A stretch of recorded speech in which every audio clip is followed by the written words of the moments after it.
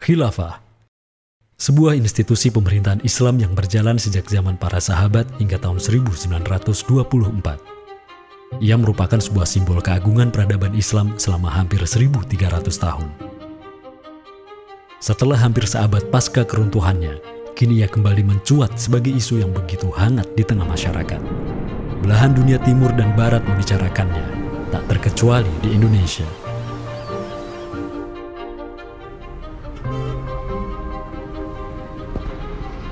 Perdebatan tentang khilafah tak terhindarkan. Apakah ia pantas diterima atau tidak di zaman modern saat ini? Kita tahu khilafah atau kehilafahan Islam itu di Nusantara bukan hal yang baru. Ya, sudah ada hubungan relasi antara kesultanan-kesultanan dan kerajaan Islam Nusantara dengan kehilafahan di Turki Utsmani atau wilayah Arab secara keseluruhan itu sejak abad ke-7.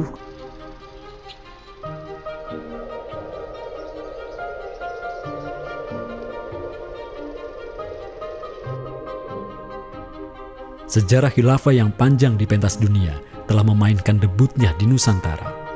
Islam yang diemban para punggawanya telah menjadikan Nusantara jaya dan menjadi sumber utama perlawanan terhadap para penjajah.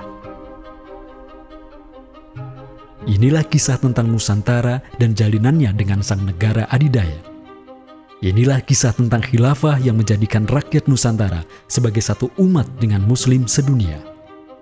Inilah kisah tentang jejak khilafah di Nusantara.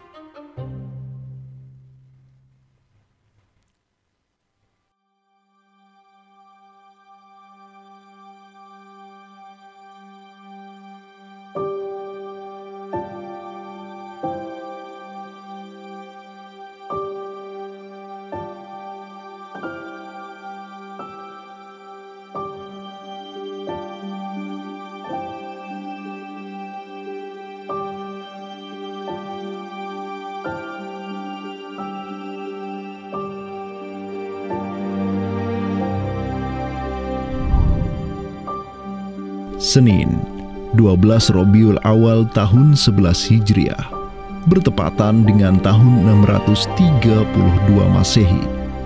Seluruh langit dunia dirundung mendung. Semua orang di Madinah menundukkan wajahnya, kosong pandangan seraya bercucuran air mata. Di pagi itu, kabar duka menyeruak ke seluruh negeri. Rasulullah Sallallahu Alaihi Wasallam wafat. Pada saat Rasulullah SAW wafat, Abu Bakar itu berkhutbah. Abu Bakar mengatakan begini, Ya ayyuhan nas, inna Muhammadan qad mata. Wala budda lihada dini man yakumu bihi. Kata Abu Bakar begitu. Wahai manusia, sesungguhnya Muhammad sudah wafat. Dan urusan agama ini harus ada yang mengurusnya. Setelah Abu Bakar menyampaikan demikian, para sahabat pun segera bersepakat untuk mencari dan memilih Khalifatur Rasulillah, seorang pengganti Nabi untuk menjaga agama dan menjalankan urusan dunia. Mereka bahkan lebih menyegerakan urusan ini ketimbang menyegerakan pemakaman jasad Rasulullah SAW yang mulia, menandakan bahwa urusan kepemimpinan untuk kaum muslimin pasca wafatnya Nabi merupakan perkara yang amat mendesak. Karena itu Sayyidina Umar juga mengatakan, La islama illa bil jamaah, wala jama'atan illa bil imarah, wala imaratan illa bit ta'ah. Umar juga memahami sebagaimana yang dipahami oleh Abu Bakar. Islam ini tidak akan kuat kecuali dengan adanya jamaah, dengan adanya persatuan. Dan tidak mungkin umat ini bisa bersatu kecuali dengan adanya imarah, adanya khilafah, adanya kepemimpinan. Dan tidak mungkin adanya imarah kecuali dengan adanya ketaatan. Jadi para sahabat itu paham itu. Kemudian para sahabat itu juga menjalankan apa yang diperintahkan Nabi dalam hadis yang lain. Apa kata Rasulullah? Alaikum bisunnati. Kalian harus pegang teguh sunnahku. Wa sunnatil khulafa'ir rasyidin al-mahdiyyin min ba'di. Dan sunnah para khalifah rasyidin al-mahdiyyin min ba'di mendapatkan petunjuk setelahku. Kemudian Nabi mengatakan, Addu alaiha bin nawajidi. Kalian harus gigit sunnah itu dengan menggunakan gigi geram dan jangan dilepaskan. sunnah yang ditinggalkan oleh para khulafaur rasyidin itu apa? Pertanyaannya begitu. Jawabannya tidak lain adalah khilafah itu, sistem khilafah itu. Maka di Saqifah Bani Sa'idah bersepakatlah kaum muslimin untuk memilih Abu Bakar sebagai khalifah pertama untuk mengatur negara mereka yang disebut sebagai khilafah Islamiyah. Negara khilafah di bawah kepemimpinan Abu Bakar dan khalifah-khalifah setelahnya, Umar bin Khattab, Utsman bin Affan, dan Ali bin Abi Thalib cepat sekali berkembang. Mereka memperluas wilayah khilafah hingga mendobrak dua negara adidaya saat itu, Kekaisaran Persia dan Imperium Romawi. Semua aktivitas ekspansi tersebut merupakan realisasi kebijakan politik luar negeri khilafah Islamiyah, dakwah, dan jihad. Sementara di Timur Tengah sedang terjadi revolusi tauhid yang luar biasa dengan munculnya negara adidaya baru yang bernama Khilafah Islamiyah.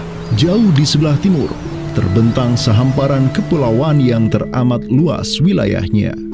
Masing-masing pulau ini begitu hijau hutannya, mata air mengalir dengan begitu derasnya, disertai kekayaan alam yang melimpah ruah jumlahnya, baik di bawah maupun di atas tanah, baik sebelum maupun selepas pantai. Negeri itu dikenal sebagai Nusantara. Diapit oleh dua benua dan dua samudra, amatlah strategis posisi wilayah Nusantara, menjadikan ia sebagai pelabuhan dagang yang ramai, tempat bertemunya bangsa-bangsa dunia. Kala itu, belumlah penduduk di Nusantara mengenal Islam, sementara kehidupan mereka sedang diselimuti oleh kegelapan. Namun, tatkala Islam sedang membara di Timur Tengah, tentu sampailah pengaruhnya ke Nusantara.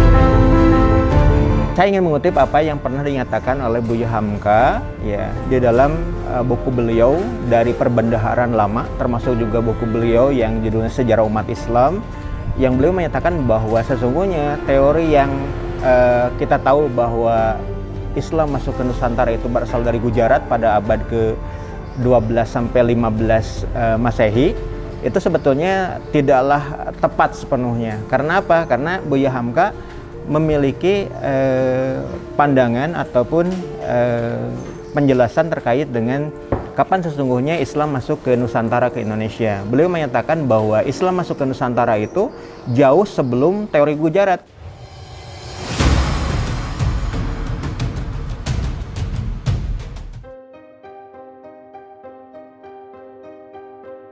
Di bawah pemerintahan Khulafaur Rasyidin yang wilayahnya membentang dari Afrika Utara sampai Persia, perdagangan kaum muslimin berkembang pesat dengan dikuasainya pelabuhan-pelabuhan strategis di Samudra Hindia.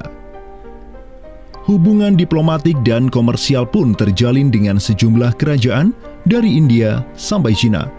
Sui Tang Shu, sebuah kronik kuno dari dinasti Tang di Cina mencatat, telah datang serombongan utusan khilafah ke hadapan penguasa Cina di tahun 651 Masehi, di mana tahun tersebut merupakan masa Khalifah Utsman bin Affan. Hubungan khilafah dengan dunia timur terus berlanjut sampai di mana khilafah beralih ke pemimpinannya di bawah otoritas Bani Umayyah. Apabila hubungan negara khilafah dengan kekaisaran Cina sudah terjalin sejak masa Khulafaur Rasyidin melalui jalur laut, tentulah utusan khilafah akan melalui wilayah Nusantara yang menjadi penghubung antara Timur Tengah dan Asia Timur. Dan di ujung paling barat wilayah Nusantara, terdapat pulau besar yang kala itu dikenal oleh bangsa Arab sebagai Sribuza, pelafalan mereka untuk menyebut kerajaan Sriwijaya. Pelabuhan-pelabuhan di kerajaan Sriwijaya senantiasa menjadi titik transit setiap kapal yang hendak melanjutkan perjalanannya.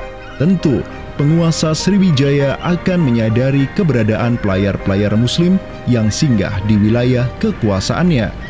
fakta bahwa kerajaan Maharaja Indravarman di Sriwijaya itu ada komunikasi dengan Daulah Umayyah, mengirim surat 2 kali yang isi suratnya itu dari raja dengan 1000 gajah ya dan sebagainya, yang menunjukkan surat menyurat seabad itu yang menunjukkan ada hubungan kekhilafahan dengan Nusantara. Dan secara historis ya sangat logis ketika itu superpower dunia adalah khilafah. Surat yang dikirim oleh Maharaja Sri Indrawarman dari Sriwijaya tersebut dialamatkan ke Damaskus, ibu kota Khilafah Umayyah yang saat itu dipimpin oleh Khalifah Umar bin Abdul Aziz.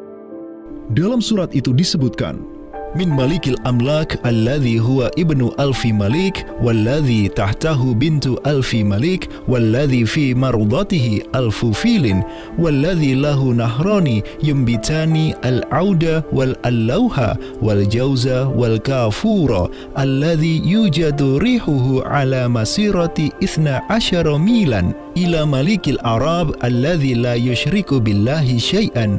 Amma ba'du, fa inni qad ba'athtu ilaika bihadiyatin wa ma hiya bihadiyatin walakinnaha tahiyatun wa ahbabtu an tab'atha ilayya rajulan yu'allimunil islama wa yuwaqqifuni ala hududihi wassalam. Maka di bawah kepemimpinan sang Khalifah Umar bin Abdul Aziz, khilafah menyebarkan rahmatan lil alamin ke segala penjuru dunia, termasuk Nusantara.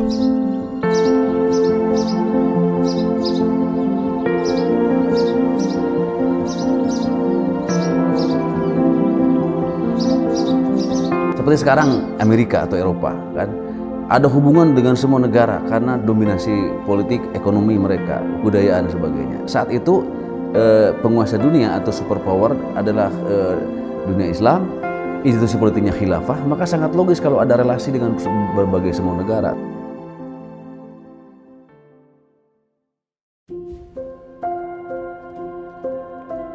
Tahun 1258, dari arah timur datanglah segerombolan pasukan yang mengerikan. Tubuh mereka besar-besar bak raksasa, berkulit kuning dan begitu mahir berpanah dan mengendarai kuda. Inilah pasukan Mongol yang datang dari utara Cina. Khalifah Al-Musta'sim itu dibunuh oleh Hulagu Khan, ya, pemimpin tentara Mongol. Kemudian pasca penaklukan Baghdad, itu Baghdad menjadi kota kosong, ya. Penduduknya dibantai, khalifah dibunuh, ya, kotanya dibakar, perpustakaannya dihancurkan, wah pokoknya kacau sekali lah. Nah, tapi ternyata banyak keluarga Abbasiyah, ya, dinasti Bani Abbasiyah yang dia itu selamat dari pembantaian orang-orang Mongol, dan mereka itu akhirnya berdiaspora, mengungsi, ya. Ada yang berdiaspora, ada yang mengungsi ke Hijaz, ada yang mengungsi ke daerah Najd, ya, ada yang mengungsi ke daerah Mesir. Ada satu keturunan Abbasiyah, Bani Abbasiyah, yang dia itu mengungsi sampai ke Aceh, gitu. Di mana Aceh itu dulu, ya, negara yang berkuasa di sana adalah Samudra Pasai.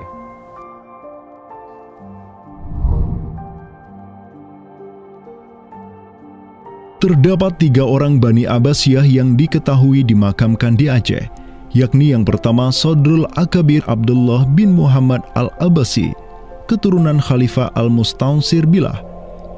Kedua, istrinya Siti Rahiman binti Malikul Mu'azzam, dan ketiga, anaknya Sodrul Akabir Yusuf bin Abdullah Al-Abbasi. Mereka bertiga dimakamkan di kompleks yang sama. Yang paling monumental, yang paling besar di sini kita lihat adalah seorang tokoh yang memiliki predikat As-Sadr Al-Kabir ataupun pengawal para pembesar yang derajatnya mungkin setingkat dengan Perdana Menteri. Beliau bernama Abdullah bin Muhammad bin Abdul Qadir bin Abdul Aziz bin Al-Mansur Abi Ja'far Al-Abbasi, yang mana genetika beliau yang daripada Al-Mansur ini sendiri yang merupakan kakek buyut daripada Abdullah ini adalah seorang khalifah dari Bani Abbasiyah. Bani Abbas ini yang terkubur di Aceh, ya, Lok Sumawe ini, ayahnya ini, ya, Muhammad bin Abdul Qadir, ternyata dia itu dicatat oleh Ibnu Battuta, ya, dicatat oleh Ibnu Battuta dalam rihlahnya kitab Tuhfatun Nazar, ya. Nah, dia itu ayahnya Abdullah bin Muhammad Sodrul Akabir yang di Pasai itu menjadi gubernur, ya, menjadi gubernur di mana? Di daerah India, gitu, dicatat oleh Ibnu Battuta, gitu, ya. Dan Ibnu Battuta mencatat sultan-sultan di India itu begitu hormat, ya, begitu taat, dan mereka itu memuliakan keturunan Khalifah Abbasiyah ini, ya, keturunan Khalifah Al-Mustansir Billah, begitu. Nah, ini mengindikasikan bahwasanya apa? Sultan-sultan India itu begitu memuliakan, dan mereka itu dalam satu riwayat lain juga membaiat Khalifah Abbasiyah yang ada di Mesir. Sementara sultan-sultan di India, ya, Kesultanan Islam di India itu punya hubungan erat dengan Samudra Pasai, begitu. Nah, di sini kita bisa menduga kuat bahwasanya Samudra Pasai itu juga berbaiat kepada Khalifah Abbasiyah. Samudra Pasai pada masa itu berbaiat kepada dinasti sebelum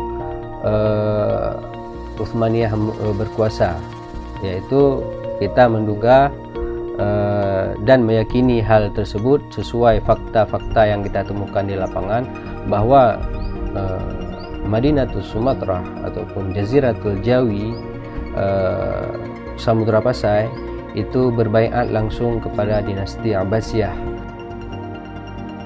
Sultan Zainal Abidin bin Ahmad bin Malikus Zahir bin Malikus Saleh, penguasa Pasai di masa Sodrul Akabir Abdullah Al-Abbasi hidup, menyatakan baiatnya kepada Khalifah Al-Mutawakkil 'alallah di Kairo di awal abad ke-15. Begitu pula sebelumnya, Sultan Muhammad bin Tughluk di Delhi diikuti oleh Sultan Jalaluddin Muhammad dari dinasti Raja Ganesh di Bengali dan penguasa dari dinasti Utsmaniyah di Turki, Sultan Bayazid pertama. Seluruh sultan di dunia Islam menyatakan baiatnya kepada Khilafah Abbasiyah semenjak gelombang badai Mongol berhasil dihentikan oleh pahlawan-pahlawan Mamluk.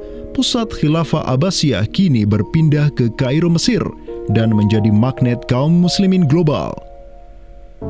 Dari pusat khilafah inilah dakwah Islam mulai bangkit kembali dan menggencarkan aktivitasnya dengan mengirim berbagai juru dakwah ke seluruh penjuru alam.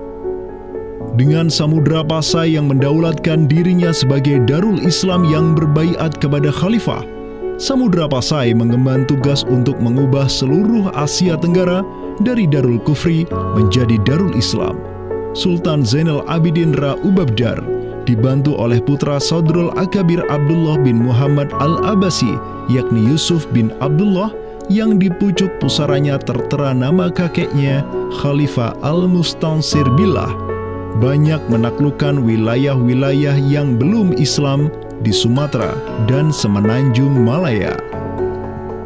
Seperti Ra Ubabdar. Ra Ubabdar itu berasal dari dua kata, Ra dan Ubabdar, yang mana artinya adalah penguasa gelombang.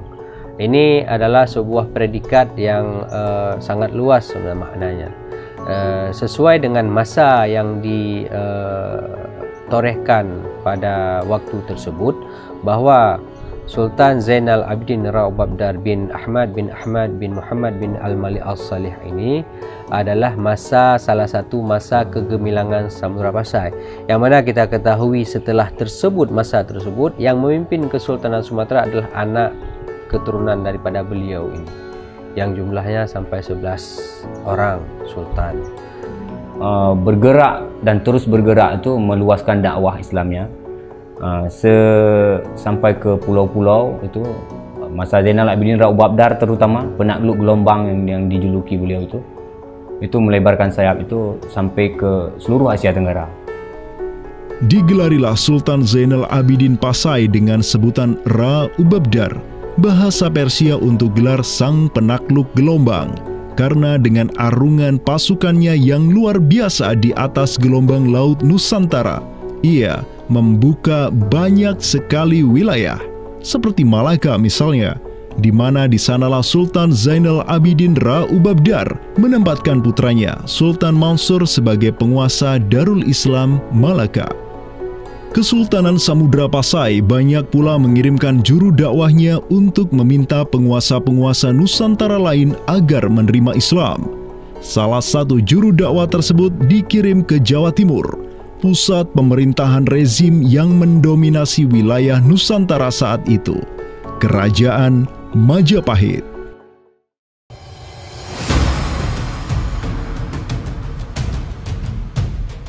Gresik, Jawa Timur. Di kota yang hanya berjarak 60 km dari Trowulan, ibu kota Kerajaan Majapahit, terbaring jasad mulia di atas pusara marmer yang begitu indah. Inilah kubur seseorang yang menginisiasi tegaknya Islam di tanah Jawa, Maulana Malik Ibrahim, yang kemudian dikenal sebagai Sunan Gresik. Malik Ibrahim adalah seorang yang berkedudukan tinggi di lingkaran kuasa Samudra Pasai, terlihat dari gelarnya yang bertajuk Umdatus Salatin wal Wuzara, pondasi para sultan dan wazir, di mana gelar tersebut adalah gelar untuk wakil Sultan Samudra Pasai, sebagaimana yang dicatat oleh Ibnu Batutah. Gelarnya yang lain seperti Burhanud Daulah Waddin, penerang negara dan agama, adalah gelar yang disematkan kepadanya selayaknya gelar-gelar yang diberikan Khilafah Abbasiyah kepada pejabat-pejabat penting daulah, sebuah gelar yang begitu politis sekaligus agamis.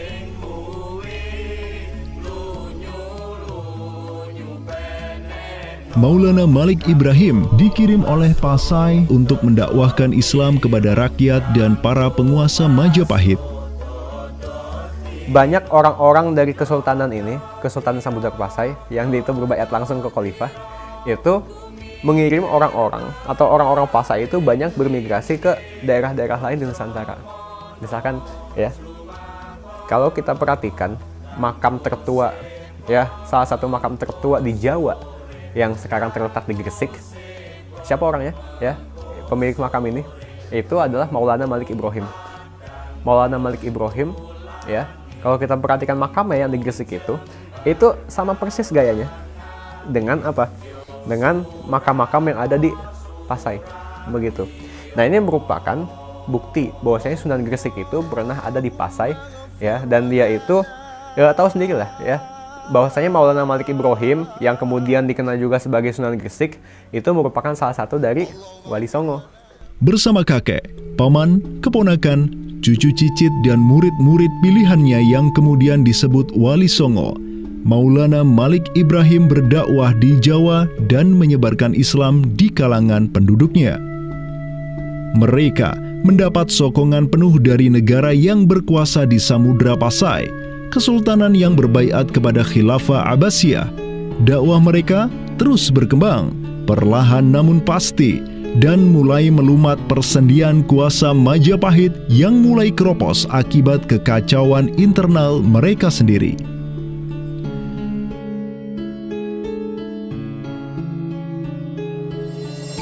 Para Wali Songo juga dihormati karena sebagian besar dari mereka menyandang status sebagai keturunan Nabi melalui jalur Husain bin Abi Thalib yang terus turun-temurun kepada Muhammad Sahib Marbal, turun lagi ke Alawi sampai ke Imam Jamaluddin Al-Husaini yang dikenal juga sebagai Syekh Maulana Jumadil Kubra, yang dari dialah para Wali Songo lahir sebagai anak-anaknya.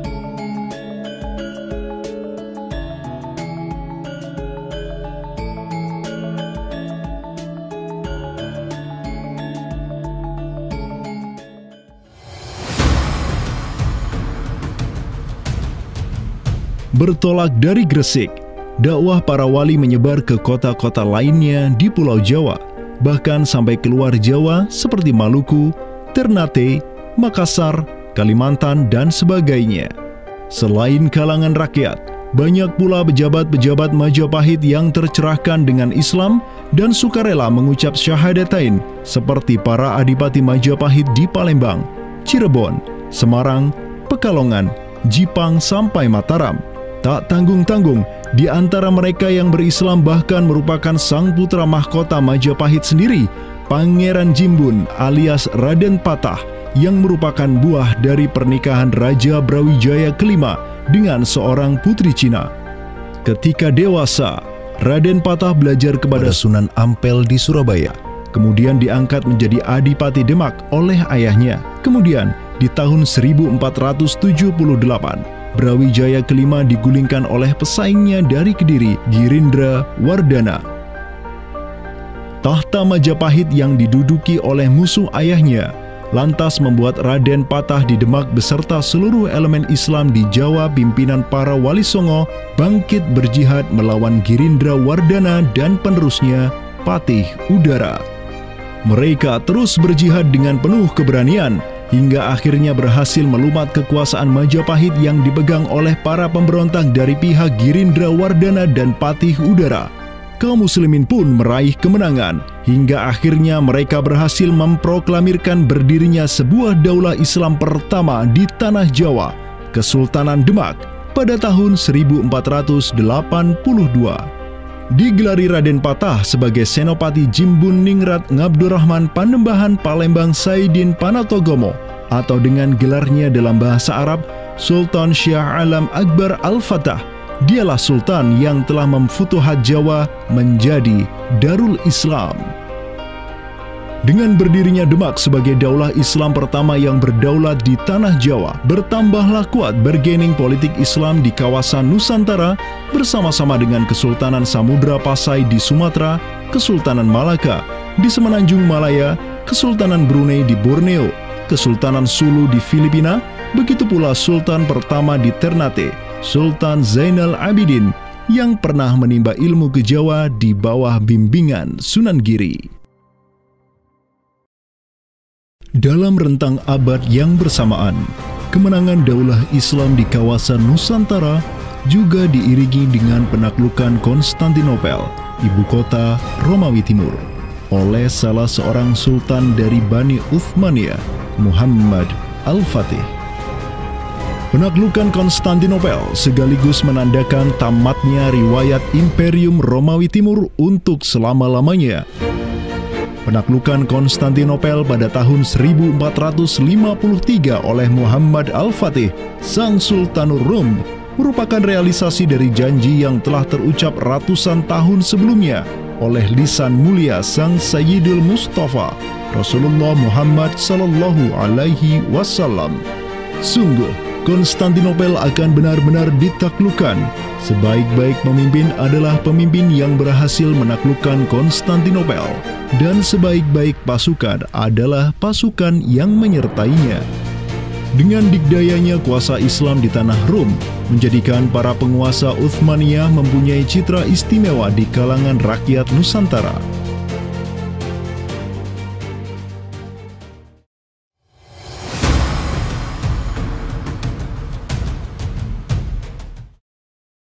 Namun demikian, dikala penaklukan demi penaklukan sedang digencarkan oleh tentara Islam mulai dari Rum sampai ke Nusantara, penaklukan yang sama juga digencarkan oleh tentara Kristen di ujung paling barat dunia Islam, Andalusia. Berbeda dengan penaklukan yang kaum muslimin lakukan, di mana penduduk asli suatu tempat diberi toleransi yang luar biasa atas agama dan properti mereka, tentara Kristen Portugis dan Spanyol menaklukkan wilayah Islam di Andalusia yang saat itu sudah terpecah menjadi Reyes de Taifas atau Mulukhut Tawaif atau kerajaan-kerajaan yang saling tercerai-berai. 1492, kekuasaan Islam terakhir di Andalusia, Granada, berhasil ditaklukkan oleh suami istri yang menjadi penguasa Spanyol, Fernando d'Aragon dan Isabella de Castilla. Penaklukan kembali wilayah Andalusia menjadi negara Kristen yang mereka sebut Reconquista telah menyebabkan populasi kaum muslimin di sana tersapu bersih, entah karena diusir, dimurtadkan, atau dibunuh. Selain Reconquista, kaum Kristen Spanyol dan Portugis juga mempunyai motif ekonomi untuk menjadikan diri mereka kaya, yakni dengan mencari jalur rempah di Samudra Hindia yang saat itu merupakan potensi sumber daya alam yang luar biasa. Program mereka untuk mencari rempah di Samudra Hindia mereka sebut sebagai Estado da India. Kita sering dengar dengan istilah 3G gitu kan, Glory, Gospel, dan Gold gitu kan. Jadi ya mereka ingin ekspansi, mereka ingin menyebarkan misi agama mereka, dan mereka juga ingin mencari gold. Goldnya di sini adalah justru adalah rempah gitu kan. Begitulah betapa berharganya rempah pada saat itu, sampai 1 gram pala dihargai dengan 2 gram emas gitu kan.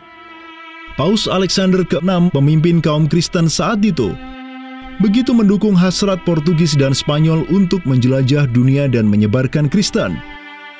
Maka berangkatlah gelombang penjelajah Portugis yang disertai pasukan dan senjata untuk menaklukkan dunia Islam di Samudra Hindia. Di bawah pimpinan Alfonso de Albuquerque, armada Portugis berhasil menaklukkan Goa di India pada tahun 1510 dan setahun kemudian berhasil sampai ke Malaka, merebut pelabuhan strategis itu dari Sultan Mahmud Syah yang memerintah tempat tersebut. Dengan bercokolnya Portugis di Nusantara, dimulailah babak baru sejarah Islam di kawasan ini.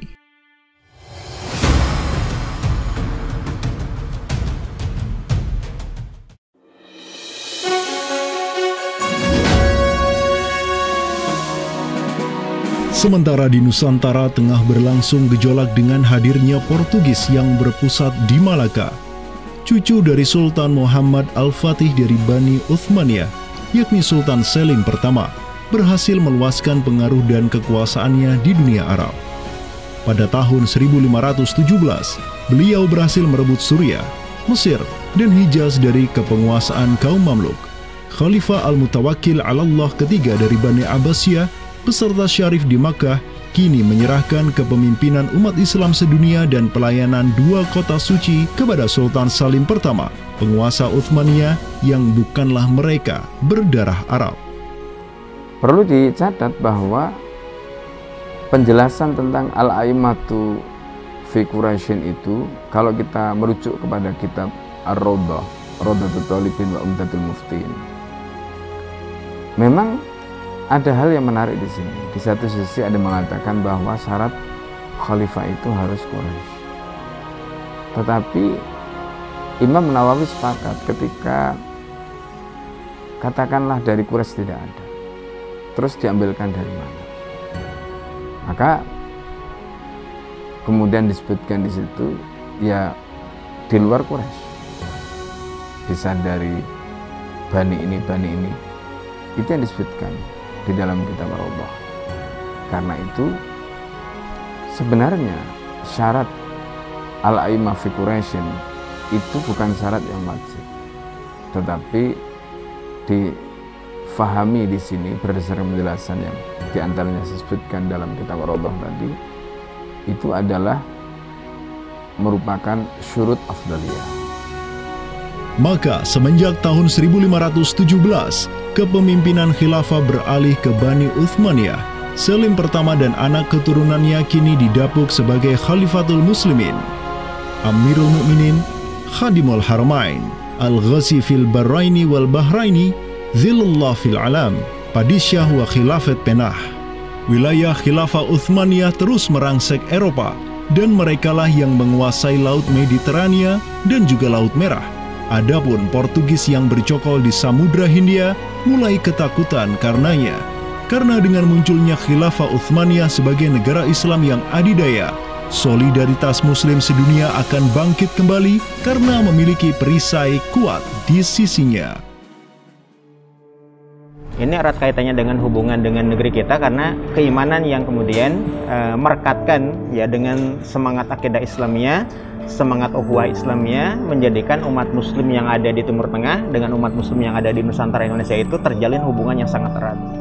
Karena kita tahu bahwa ada ayat Allah Subhanahu wa Ta'ala yang menyatakan innamal mu'minuna ikhwah. Sesungguhnya orang-orang beriman itu adalah saudara. Ketika ada saudara mukmin yang terzalimi, maka saudara mukmin yang lain itu punya kewajiban untuk membela. Demikian pula ketika Muslimin Nusantara itu terzalimi dengan adanya penjajahan, dengan adanya imperialisme yang dilangsungkan oleh orang-orang kafir penjajah, baik itu oleh Portugis, Spanyol, Inggris, Perancis ataupun Belanda. Ya. Maka kemudian Muslim yang ada di Timur Tengah yang pada waktu itu masih memiliki kepemimpinan yang tunggal untuk seluruh dunia, yaitu Khalifah, itu juga turut ya memperhatikan, turut mendukung, turut memperjuangkan pembebasan ataupun kemerdekaan bagi bangsa Muslim Nusantara. Kenapa? Ini semangat jihad di antara kaum Muslim yang dihubungkan dengan semangat keimanan atau akidah Islamiyah tadi. Kenapa? Yang namanya mukmin itu adalah kal jasadil wahid, ya, satu tubuh. Ketika bagian tubuh yang lain itu teraniaya, maka tubuh yang lain pun punya kewajiban untuk membelanya ataupun juga ikut merasakan penderitaan yang dialami oleh bagian tubuh kaum muslim yang lain. Semenjak Portugis berhasil menancapkan kukunya di India dan Malaka, tidak hanya dua wilayah tersebut yang ditimpa petaka, namun juga hampir seluruh kesultanan di Samudra Hindia dan Nusantara. Sultan dari Samudra Pasai kala itu, Zainal Abidin bin Mahmud bin Zainal Abidin Ra'ubabdar, yang mendaulatkan dirinya sebagai Al-Qaim tahta Amri Rabbil Alamin, orang yang berdiri di bawah perintah Tuhan semesta alam, mengirim surat kepada Portugis di Malaka untuk menggugat kelakuan mereka yang sangat merugikan kaum muslimin di kawasan. Namun apalah daya, Sultan Zainal Abidin yang ini kemudian dikenal sebagai penguasa terakhir Pasai, karena setelah ia wafat pada tahun 1517, bala tentara Portugis datang ke Pasai dan menaklukkan Kesultanan Islam pertama di Nusantara itu dengan penuh tipu daya. Tak hanya Pasai yang berhasil ditiadakan, Portugis juga mampu menahan serangan pasukan Islam dari Demak sampai Sultannya Patiunus bin Raden Patah syahid di Lumat Muntahan Meriam Portugis pada tahun 1521. Dengan diplomasinya yang culas, Portugis juga menjalin kerjasama dengan kerajaan Pajajaran di Jawa Barat pada tahun 1522. 2 tahun berikutnya, kota Blambangan, Panarukan, dan Kediri yang masih menjadi basis kekuatan Hindu di Jawa menawarkan kerjasama dengan Portugis. Maka, Portugis banyak sekali mendapat aliansi sesama kafir yang berada di berbagai wilayah di Nusantara untuk bersatu padu menghantam kekuatan politik Islam yang baru tumbuh di Pulau Jawa. Bahkan di Maluku pun Portugis berhasil menancapkan kuasanya semenjak tahun 1536. Berkaca pada kelakuan Portugis yang memerangi umat Islam di Samudra Hindia dan Nusantara, Sultan Sulaiman Al-Qanuni, sang Khalifah Uthmaniyah yang berkuasa sejak tahun 1520, menyatakan peperangan terbuka kepada penguasa Portugis yang berkedudukan di Lisbon, Dom Sebastião. Telah dilaporkan kepada saya bahwa jamaah haji dan para pedagang muslim yang datang dari India melalui laut telah dianiaya. Jika engkau masih membangkang, maka dengan bantuan Allah yang Maha Agung, kami akan melakukan segala yang diperlukan untuk memulihkan ketertiban di negeri-negeri itu, dan tiada guna lagi bagi engkau untuk memprotesnya.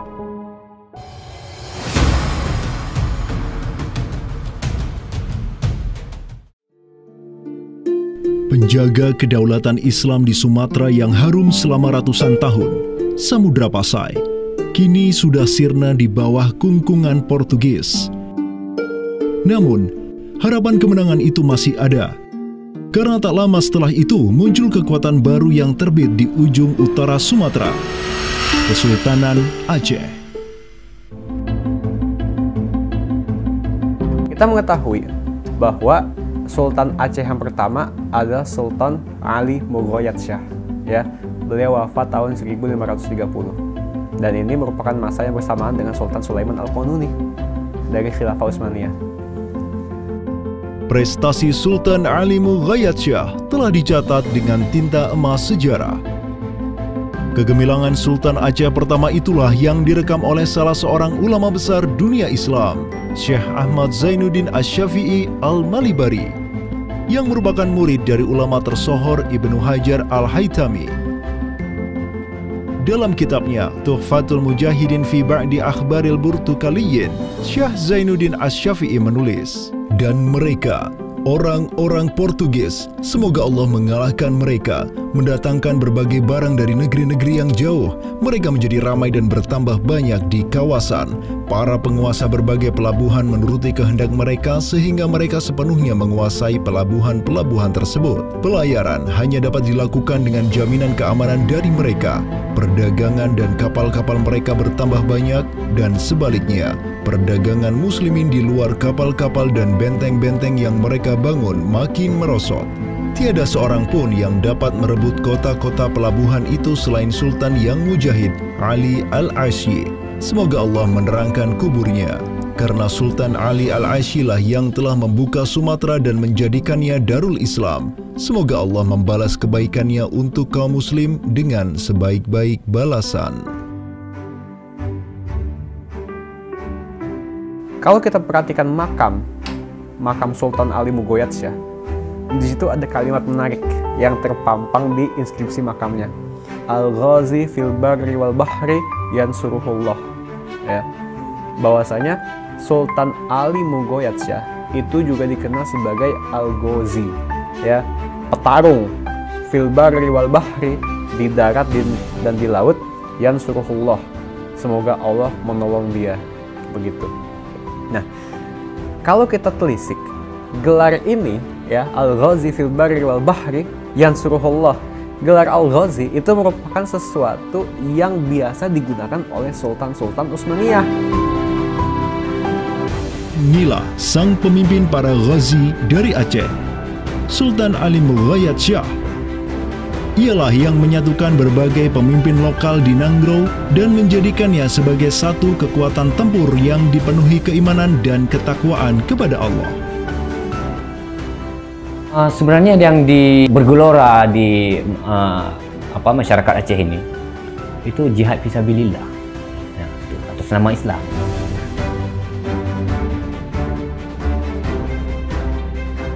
Kampanye global Khilafah Utsmaniyah untuk menghajar Portugis senantiasa digelorakan oleh para khalifahnya dan juga oleh para negarawan Daulah Adidaya itu. Tahun 1539, Khalifah Sulaiman Al-Qanuni memerintahkan wazir agungnya, Hadim Sulaiman Pasha, untuk mengirim utusan ke Aceh sebagai bentuk tanggung jawabnya untuk membantu kaum muslimin di sana. Utusan tersebut ialah Hamad Khan, seorang Mesir yang tak lain merupakan sepupu dari Hadim Sulaiman Pasha sendiri. Atas bantuan utusan dari khilafah inilah Aceh dapat menaklukkan wilayah Batak menjadi Darul Islam.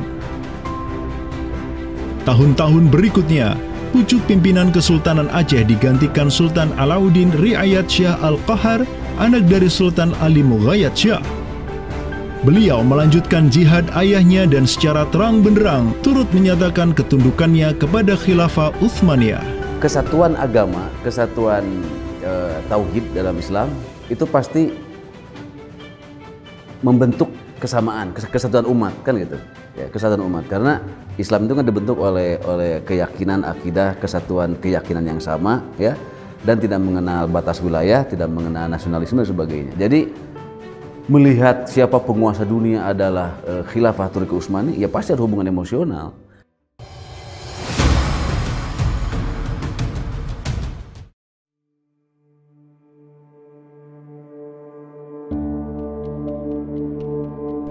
Pada tahun 1566, Sultan Alauddin Riayat Syah Al-Qahar mengirim surat ke Istanbul. Dan pada baris ke-69 sampai ke-71, Sultan Aceh ini menyatakan baiatnya kepada Khalifah Sulaiman Al-Qanuni.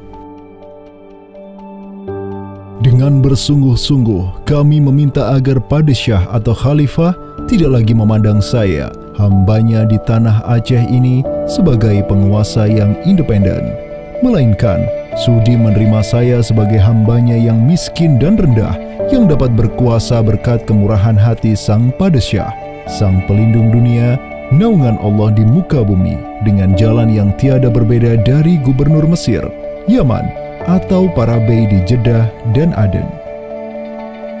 Sultan Selim kedua tatkala mendengar, ya, membaca surat dari Aceh ini, di mana surat Aceh ini itu selain memberikan baiat, dia itu juga meminta pertolongan kepada Khalifah Amirul Mukminin sebagai pelindung dunia Islam global agar mengirim sejumlah persenjataan ya, kapal perang, ahli-ahli militer ya, kemana? Ke Aceh untuk menghadapi Portugis yang saat itu sedang menguasai Selat Malaka.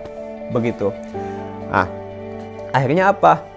Bahkan Sultan Selim II itu menyebutkan ya, Aceh itu sebagai wilayati Aceh ya. Wilayat itu asal katanya dari bahasa Arab, wilayah. Wilayah itu kalau dalam istilah tata negara Islam ya, merupakan provinsi gitu. Jadi di sini ya, Sultan Selim II, Khalifah Utsmani ini menyebut Aceh itu sebagai provinsi, wilayati Aceh. Atau dalam arsip yang lain disebut wilayatul Hind ya. Kemudian kalau dari segi kerjasama militer ya, itu dengan ditandai dengan pengiriman artileri perang yang cukup luar biasa, yang bahkan sampai yang namanya meriam-meriam monster dalam meriam penghancur, dan kemudian tim ahli pembuat meriam yang dikirimkan dari Turki ke Aceh Darussalam. Tapi ya qadarullah, ternyata saat itu terjadi pemberontakan di daerah Yaman ya. Pasukan-pasukan yang seyogyanya dikirim ke Aceh itu dialihkan ke Yaman ya. Walaupun dialihkan ke Yaman untuk memadamkan pemberontakan di sana, tapi tatkala pemberontakan itu selesai, apakah misi ke Aceh itu tetap berlanjut? Lanjut ya, tetap berlanjut. Nah, akhirnya sejarah mencatat bahwasanya ada 2 kapal galeon ya, 2 kapal perang besar yang dimana isinya merupakan perwira-perwira ahli militer dari Utsmaniyah dikirim ke Sultan Alauddin Riayat Shah Al-Qahar ya. Nah, dan ini ya menurut Profesor Amirul Hadi ya, jumlahnya 400 ya.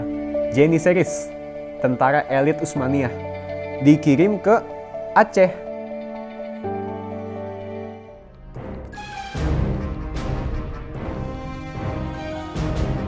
Selama masa Sultan Alauddin Riayat Shah Al-Qahar, Aceh melancarkan serangan besar-besaran ke Malaka demi menghancurkan Portugis. Serangan-serangan itu dilaksanakan pada tahun 1537, 1564, dan 1568. Pada serangan yang ketiga di tahun 1568, armada raksasa berkekuatan 15.000 Ghazi Aceh, 400 Janissaries dari Khilafah Utsmaniyah, dan 200 meriam monster karya para ahli senjata Utsmaniyah berangkat ke Malaka yang dikomando langsung oleh Sultan Alauddin Riayat Shah Al-Qahar.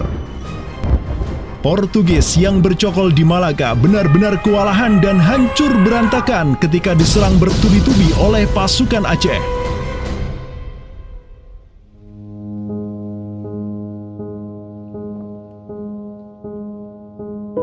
Walau demikian, Portugis berhasil bertahan karena dibantu oleh sekutu-sekutunya dari Johor dan Kedah. Banyak korban yang berjatuhan baik dari pihak Aceh maupun pihak Portugis. Begitu pula ada beberapa Janissaries Utsmaniyah yang turut gugur dalam jihadnya di kawasan Nusantara ini. Ada satu daerah di kawasan Bandar Aceh ini, Bandar Aceh Darussalam, itu Kampung Bitai. Itu tempat para tentara-tentara Turki syahid, kemudian dimakamkan di Bitai.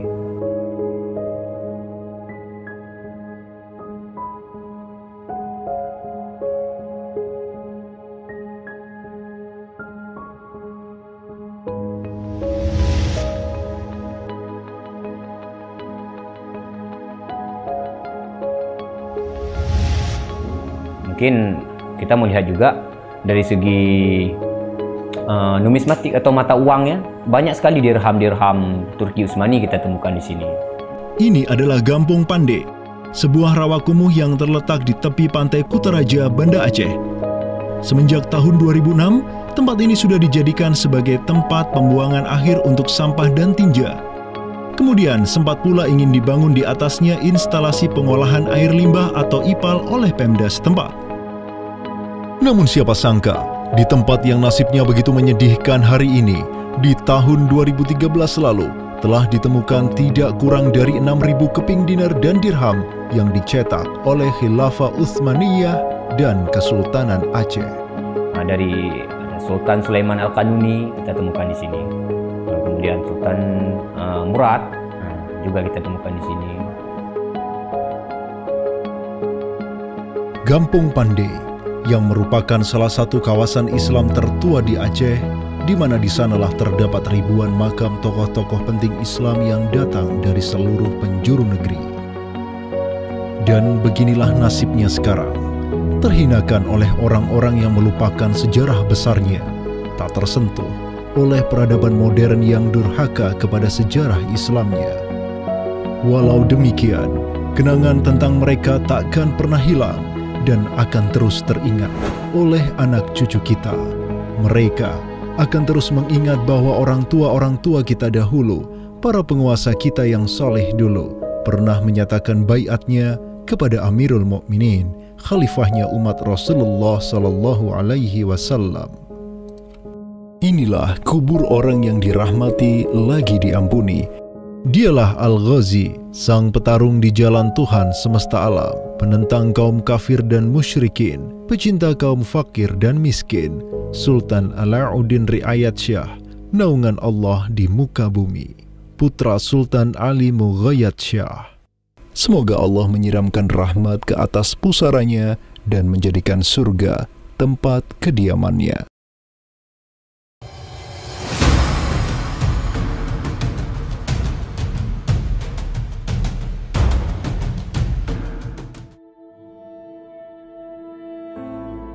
Seiring angin Katulistiwa yang terus merayu, gelora Islam juga terus melaju dari Aceh, Jawa, dan terus menyusur ke arah timur sampai ke Jaziratul Muluk, Kepulauan Raja-Raja.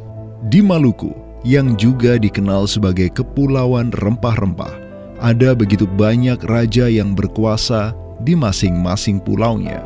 Namun, semenjak Zainal Abidin, penguasa Ternate yang masuk Islam dan belajar kepada Sunan Giri di Jawa, Ternate langsung memproklamirkan dirinya sebagai negara Islam. Langkah politis Sultan Ternate ini pun secara cepat diikuti oleh penguasa-penguasa lain di Maluku, sehingga negeri dengan ratusan pulau ini menjadi sebuah darul Islam. Tatkala Portugis menaklukkan Malaka, sang jenderal Portugis Alfonso de Albuquerque mengirim 3 kapal di bawah pimpinan Francisco de Serrao. Mereka berhasil mencapai Maluku, kemudian berbasis di Pulau Ambon, Banda, dan Seram. Saat itu, para penguasa Islam di Maluku terutama Ternate dan Tidore menyambut baik kedatangan Portugis. Namun seiring waktu berjalan, kemudahan fasilitas yang diberikan para penguasa Maluku membuat kaum Portugis lupa diri. Mereka secara masif memonopoli perdagangan rempah dan memurtadkan kaum muslim. Tatkala salah seorang penguasa Ternate, Sultan Hairun Jamil, mulai menggugat kelakuan lalim Portugis, Sultan Hairun pun dibunuh secara keji oleh gubernur Portugis di Maluku, Diego Lopes de Mesquita, pada Februari 1570. Pasca tragedi tersebut, tahta Kesultanan Ternate dipimpin Sultan Babullah Datuk Shah bin Hairun, seorang sultan yang segera menjadi ancaman mematikan bagi kedudukan Portugis di Maluku. Dengan pasukan laut raksasanya, Sultan Babullah menyerbu setiap benteng Portugis yang ada di Maluku.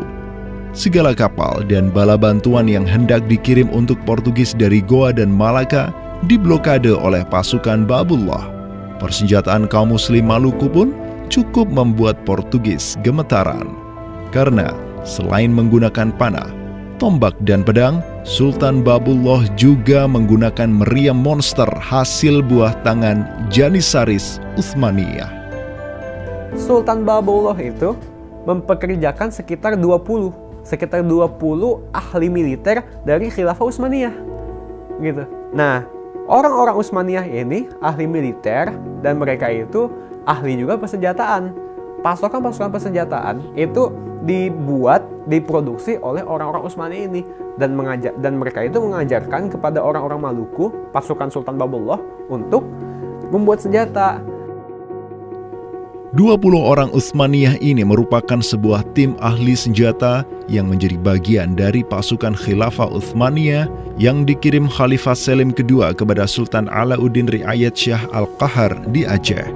Dengan pengalaman yang mereka dapatkan setelah membantu Sultan Aceh berjihad melawan Portugis di Malaka, 20 Janissaries ini melanjutkan perjalanan mereka dari Aceh menuju Ternate. Peperangan dan pengepungan pasukan Babullah untuk menyerang Portugis yang bersembunyi di benteng-benteng mereka terus berjalan selama 5 tahun, dari tahun 1570 sampai tahun 1575. Akibat pengepungan tersebut, kaum Portugis amat menderita dengan kelaparan, sampai-sampai mereka memakan anjing, tikus, sampai cicak demi bertahan hidup. Hingga akhirnya pada 27 Desember 1575, Portugis mengibarkan bendera putih. Mereka pergi dari Maluku untuk selama-lamanya dengan rasa malu yang tiada terperi. Sultan Babullah yang terus berkuasa sampai tahun 1583 terus mengekspansi banyak wilayah di timur Nusantara untuk menjadi Darul Islam. Raja Makassar, Karaeng Bonto Langkasa, berhasil Babullah Islamkan sehingga Makassar menjadi Darul Islam. Begitu pula dengan Luwuk, Banggai, Mindanao, Nusa Tenggara, Aru, Halmahera, Jailolo, Bacan, hingga Papua. Semuanya tunduk kepada Sultan Babullah sehingga ia dijuluki sebagai penguasa 92 pulau.